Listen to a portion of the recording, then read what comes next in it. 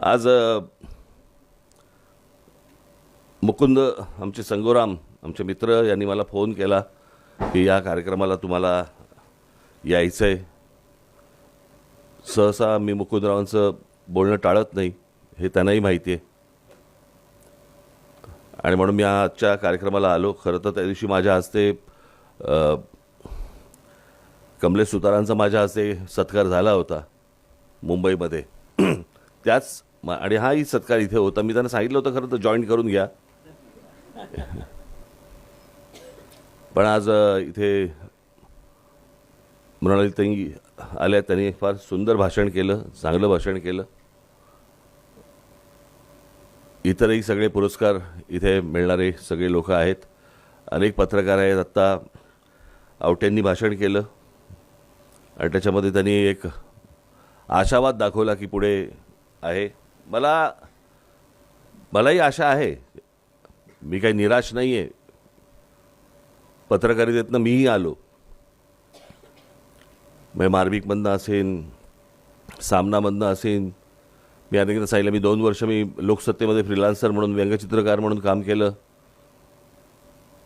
अनेक मी दिवाळी अंक किंवा इतर जे काही अंक असतील याच्यामध्ये मी व्यंगचित्र केली.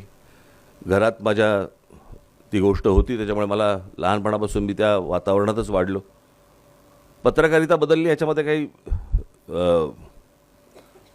प्रश्नच उरलेला नाही आहे. ती बदललीच.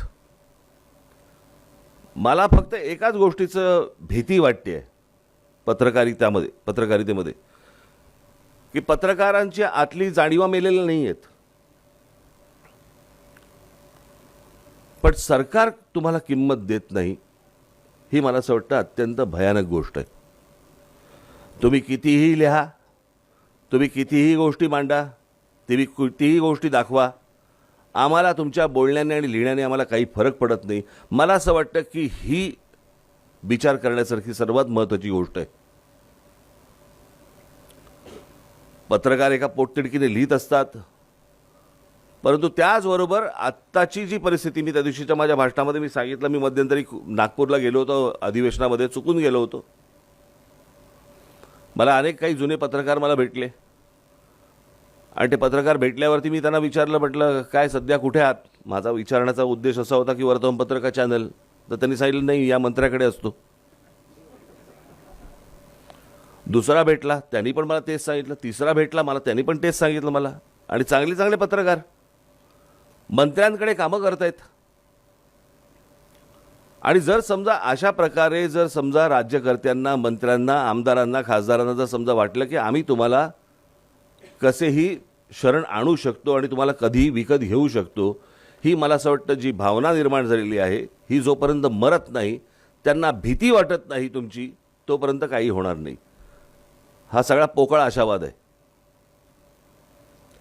तुम्ही लिहित राहाल, तुम्ही बोलत राहाल, सगळ्या गोष्टी होत राहतील, परंतु त्यांना जर ह्या गोष्टींची, ह्यांच्या लिहिण्याने आणि बोलण्याने ना आमची सत्ता जाते ना आमची सत्ता येते, असा जर समज झाला असेल तर तो घालवणं हे मला असं वाटतं सर्व पत्रकारांचं एकत्र येऊन काम करणं गरजेचं आहे. त्याच्यासाठी तुम्ही मगाशी म्हणालात की ते कसेल त्याची जमीन, आपणच बोललात ना. आत्ताची परिस्थिती असेल ज्याला दिसेल त्याची जमीन.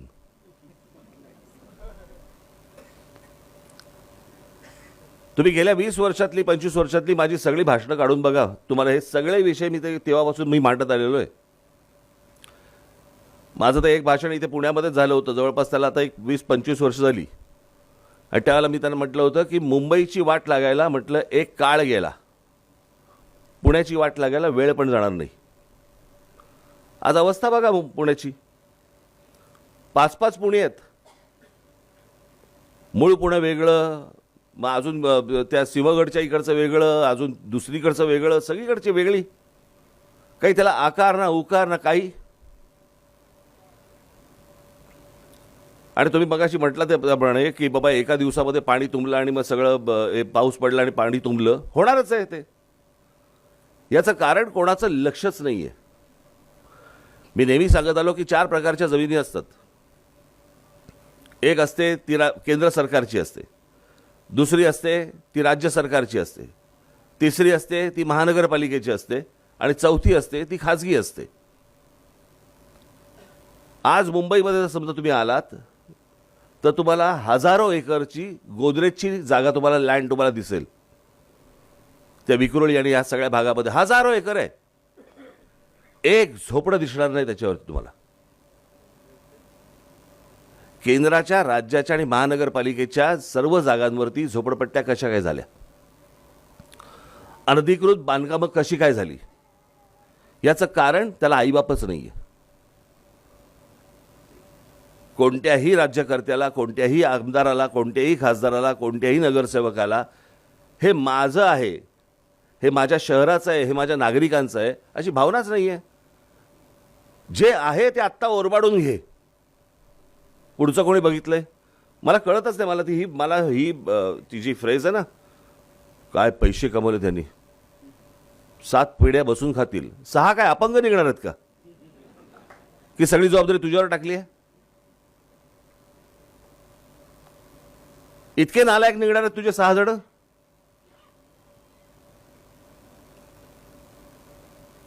हा जो हावरटपणा आणि ह्या सगळ्या ज्या गोष्टी आता जी बजबजपुरी सगळ्या महाराष्ट्रावर सुरू आहे. आपण मगाशी म्हणालात त्या अदानीचा मी विषय त्या दिवशी मांडला माझ्या सभेमध्ये. काय झालं हो पुढे?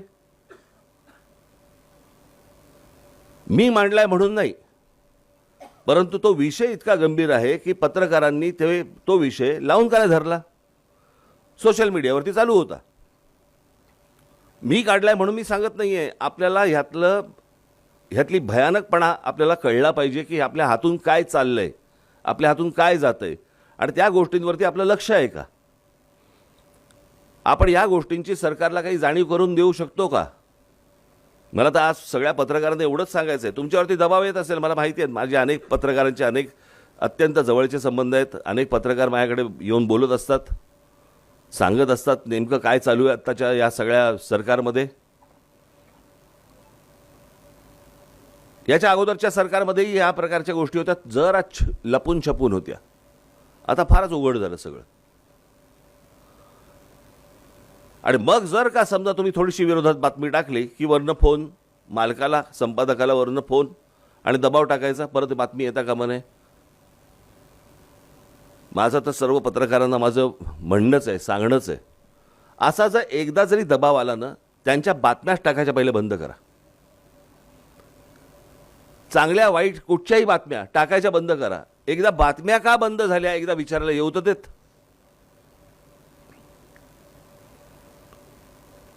नाहीतर फक्त आपल्या ह्या असल्या कार्यक्रमांमध्ये फक्त सांगायचं आम्ही चौथा स्तंभ आहोत. कसला स्तंभ? काय करायचं त्या स्तंभाचं?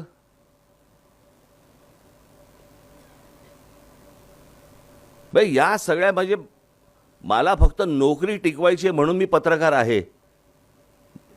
माझा महिन्याचा पगार चालू राहिला पाहिजे. मी आता नवीन घर घेतलेलं आहे, त्याचा EMI कसा भरायचा, मला हे पत्रकारांनी सांगितलेल्या गोष्टी सांगतोय तुम्हाला. मी वेगळं सांगत नाहीये, माझ्या मनातल्या गोष्टी सांगत नाहीये. मी आता नवीन घर घेतलं, EMI कसा भरायचा, मग या सगळ्या गोष्टींमधनं आम्हाला काय करणार, आम्ही नोकरी टिकवावी लागते. काय चालू आहे आत्ताच्या पत्रकारितेमध्ये? कोणत्या काय चॅनलवरच्या काय पत्रकार आहेत मला काय सांगा. मला त्या बिचारांना इतकं करायचं आहे, मी त्या पत्रकारांना दोषच देणार नाही. एक तर अनेक तरुण मुलं आहेत, तरुण मुली आहेत, त्यांना प्रचंड काम करायचं आहे, त्यांना अनेक गोष्टी, त्यांना खरं तर क्रांतीच करायची आहे. वर्तमानपत्रांमध्ये देखील अनेक तरुण असतील, अनेक पत्रकार असतील की ज्यांना खरंच लिहायचं आहे, बोलायचं आहे, सांगायचं आहे. पण या सगळ्या राजकीय दबावामुळे त्यांना ह्या गोष्टी करता येत नाहीत.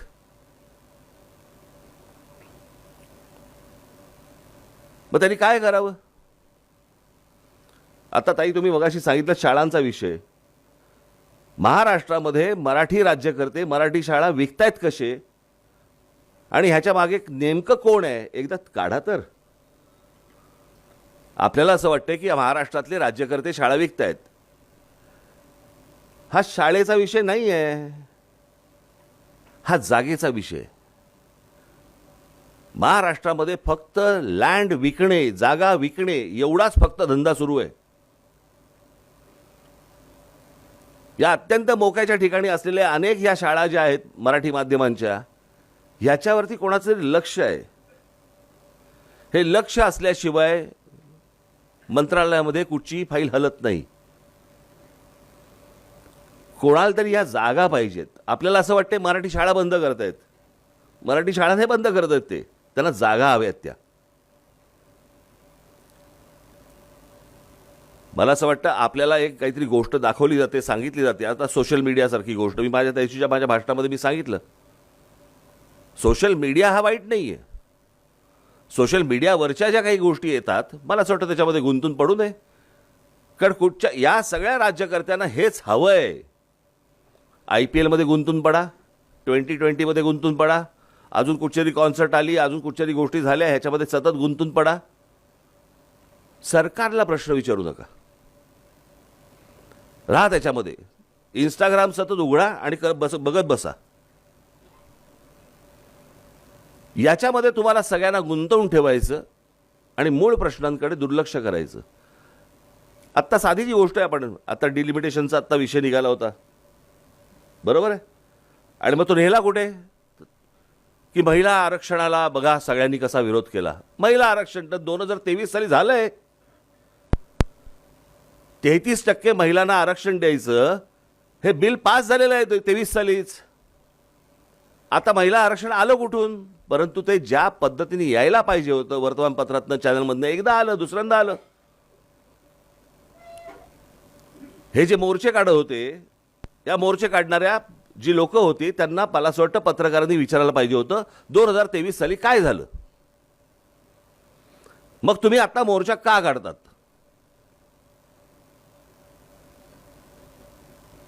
त्यांना कोणीच प्रश्न विचारणार नाहीत. त्यांना आपले सोडून देणार. आणि मग ज्या वेळेला हे अनेक पत्रकार परिषदा मी अनेकदा घेत पण नाही हल्ली. हे असं असं म्हणाले, तुम्हाला काय वाटतं? तुझं बोल ना तू. ते काय म्हणाले ह्याची तुला काय घेणे घेणे? एवढंच सांगितलं जातं चॅनलवरती, हे काय बोलले बघा, आणि मग ह्याच्यावर ते काय बोलले बघा, आणि रात्री संध्याकाळी भिडवून टाका. अख्खा दिवस गेला की झालं आमचं काम. ते तरी काय करणार? मला असं वाटतं की पत्रकारिता आज मी काय संपली बिंपली ह्या मताचा मी नाही आहे, ती संपणार पण नाही कधी. अनेक चांगले पत्रकार आहेत, हे उत्तम काम करतात, ते करतच राहणार. नवीन पत्रकार येतील तेही करत राहणार. ही आज कोणाची सत्ता आहे, कोणी दबाव टाकत असेल, परंतु कोणीही सत्तेचा अमरपट्टा घेऊन आलेला नसतो. आणि जसं काय म्हणतो आपण त्याला की अशा प्रकारच्या गोष्टी ज्यावेळेला सुरू असतात त्याही जात असतात. सत्तेलाही ओटी लागत असते आणि अपयशालाही भरती येत असते. त्याच्यामुळे त्या गोष्टी होत राहणार. परंतु उद्या आम्ही जर समजा चुकलो, आमचेही कान धरा, ते धरताच. पण जे नेमके खूप मोठ्या प्रमाणावर चुकत आहेत त्यांचे जरा कान धरा. आणि पहिली गोष्ट म्हणजे ना, एकमेकांबद्दलची आसूया मनातनं काढून टाका. की कोणी हा विषय मांडला, उद्या कमलेश सुतारने एक विषय आणला, त्याचं ते चॅनल बघून घेईल, त्याने काढल्याने विषय, मग त्याचा तो बघून घेईल. अरे तो विषय महत्वाचा आहे. उद्या समजा मृणालीताईंनी काहीतरी एक लेख लिहिला आणि तो जर महत्वाचा असेल आणि त्यांच्यातनं जर समजा काहीतरी एक स्फोटक काही गोष्ट जर बाहेर येणार असेल, मला असं वाटतं सर्व पत्रकारांनी मिळून ती गोष्ट केली पाहिजे. परंतु आपल्याकडे कसं आलंय, नाही त्यांनी केलं ना, त्यांचं ते बघून घेतील, आपल्याला काय देणे घेणे. आणि तुम्ही एकत्र सर्वांनी राहावं ही काळाची गरज आहे. आणि मला असं वाटतं तुम्ही एकत्र राहू नये ही सत्तेची गरज आहे. आज पत्रकारिता वरुणराज भिडेंच्या नावाने तुम्ही बिंदास धडक आणि ह्या सगळ्या गोष्टी आपण आत्ता बोलत राहिलो. तुम्ही मगाशी म्हणालात की कोणी कोणाच्या वेळेला म्हणाले ते लोकशाही बुडाली, कोणाच्या वेळेला कोण बोललं मगाशी म्हणाला ना, गांधी बोलले का कोण बोललं, नेहरू म्हणाले का काहीतरी की लोकशाही धोक्यात आहे, नेहरू म्हणाले लोकशाही धोक्यात आहे. तेव्हापासून धोक्यात आहे. म्हणजे आता काय झालं असेल त्याचा लोकशाहीचं बरं एकदा बघा. आणि प्रत्येक अगोदरच्या काळाला नंतरच्या येणाऱ्या काळाबद्दल एक वाटतं हे फुकट गेलेत. तसं नसतं. मला असं वाटतं तसं काळ बदलत जातो. काळ बदलतो तशा गोष्टी बदलतात, विचारसरणी बदलते, विचार करायची पद्धत बदलते. परंतु काही मूलभूत गोष्टी ज्या असतात त्या मला असं वाटतं की तशाच असतात, ठाम असतात. जे आत्ता मला असं वाटतं आवटेंनी जे सांगितलं की हे सगळं करतोय कोणासाठी करतोय, तर हे सगळं लोकांसाठी करतोय, हे तुमचं आहे. राज ठाकरे ज्यावेळेला मराठीबद्दल बोलतो, महाराष्ट्राबद्दल बोलतो, मराठी भाषेबद्दल बोलतो, मराठी माणसाबद्दल बोलतो, ते काय माझं नाही आहे, ते तुमचं आहे. मी जे तुम्हाला सांगतोय तुमच्या हातातनं काय चाललंय, तुमच्या पायाखालची काय चाललंय जमीन, हे मी तुम्हाला सांगतोय. कारण नंतरच्या पश्चातापाच्या कपाळावरती हात मारण्याला काही अर्थ उरत नसतो. कारण एखादी गोष्ट तुमच्या हातातून गेली की ती परत तुमच्या हातात येत नसते. आज जे चालू आहे सगळं की त्या सगळ्या भैयांना काहीतरी मराठी शिकवायचं, मराठी शिकवायचं, उद्या पत्रकारिता देतील मराठी शिकून, तेव्हा तुम्ही काय कराल?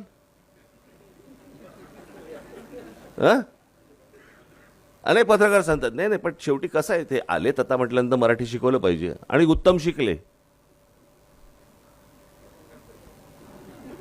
आणि उद्या जर समजा इथे बसलेल्यांपैकी समजा तिवारी बिवारी समजा बसलेले आहेत वरुणराज भिडे पुरस्कार घेताना, कसं वाटेल मला जरा सांगा. त्यांची राज्य नाही सुधारली याच्याबद्दल कोण बोलत नाही. त्यांच्या राज्यकर्त्यांना हे कोणी प्रश्न विचारत नाहीत.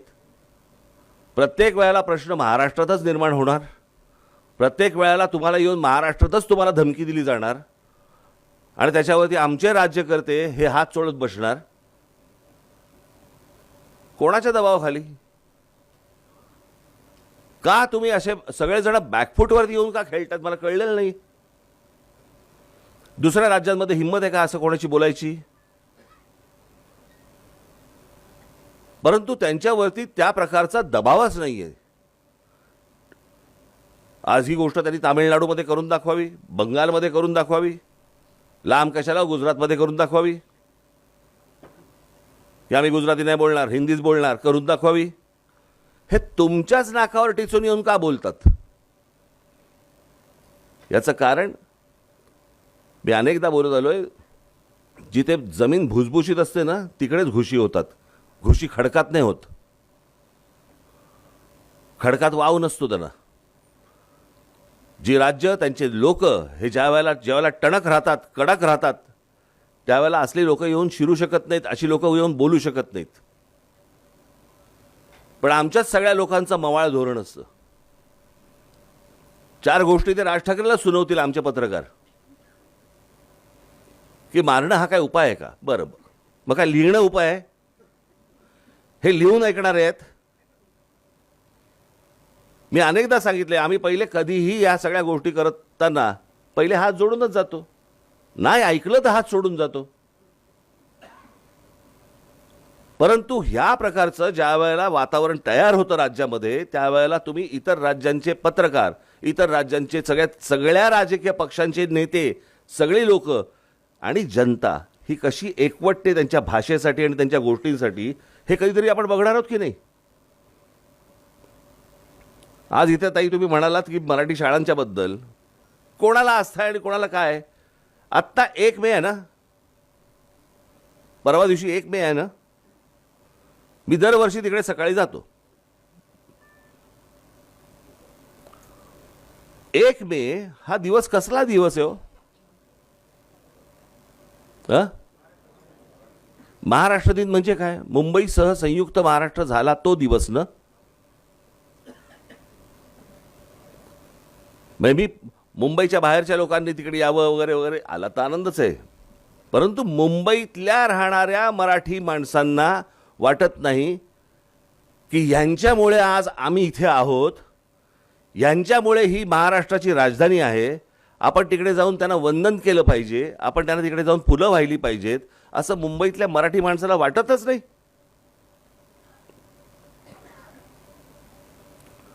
इतक्या लोकांनी ही मुंबई महाराष्ट्राची राहावी म्हणून रक्त सांडलं. ते रक्त सांडल्यानंतरची जाणीव आमच्या मराठी लोकांमध्ये नाही आहे. जर मुंबई महाराष्ट्राला मिळाली हीच जर जाणीव नसेल, तुम्हाला भाषेची जाणीव आणि तुम्हाला मराठी शाळांची कुठची जाणीव घेऊन बसलोय आपण? काही देणं घेणं नाही या लोकांना.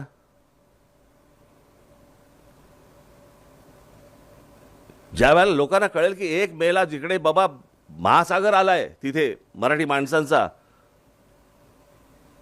की ज्यांच्यामुळे आम्हाला ही सगळी मुंबई मिळाली आहे, ज्यांच्यामुळे आमचं हे अस्तित्व आहे, त्यांना 4 फुलं वाहण्यासाठी म्हणून ज्यावेळेला लोक मराठी माणसं ज्यावेळेला तिकडे मोठ्या प्रमाणावरती एकवटतील ना, त्यावेळेला मी समजीन की तुमच्या जाणीवा जिवंत आहेत. नाहीतर रोजच्या रोज तुमचे पंख छाटले जाणार, तुमची पिसं काढली जाणार आणि तुमच्या हातामध्ये काही उरणार नाही. उद्या माझे व्याख्यान आहे, त्या व्याख्यानामध्ये मी अनेक गोष्टी तिथे मी मांडणार आहे. आपल्याला जमलं तर आपण जरूर तिकडे यावं. परंतु आज या पुरस्काराच्या निमित्ताने मला इथे तुम्ही सगळ्यांनी बोलवलं. मला का बोलवलं मला माहिती नाही. ये तुझं ऐकतात लोक, ये, असं कदाचित असेल, मला माहिती नाही. परंतु आज तुम्ही मला सर्वांनी बोलवलं. आज उल्हासदादा आणि अंकुशरावांनी मला इथे, तुम्ही ते कोशिंबिरीचं फार घेऊ नका, मनाला लावून घेऊ नका. एकूणच महाराष्ट्राची कोशिंबीर झाले, तुमचं काय घेऊन बसलाय तो इकडे? बरं का? त्याच्यामुळे असं त्या सगळ्या गोष्टी, ते थोडंसं गोष्टी होत असतात. परंतु अत्यंत, मगाशी कोणीतरी सांगितलं त्याप्रमाणे, अत्यंत दोघेही सभ्य गृहस्थ आहेत. म्हणजे आम्ही असभ्य होत असं होत नाही त्यातनं, परंतु हे खूप चांगली माणसं आहेत. आणि या सर्वांच्या आमंत्रणाला मी मान देऊन आणि पुन्हा एकदा आमच्या मुकुंदरावांना धन्यवाद देतो की मला आजच्या कार्यक्रमाला तुम्ही इथे बोलवलं. त्याबद्दल धन्यवाद. आपण बराच वेळ सगळेजण इथे थांबलात. पोरं कंटाळली असतील कदाचित, त्यांना बाहेर घेऊन जा. आम्ही पोरं कंटाळलेलो आहोत, आता आम्ही बाहेर निघतो. तर पुन्हा एकदा आपण जरूर सर्वजण भेटू आणि भेटत राहू. धन्यवाद.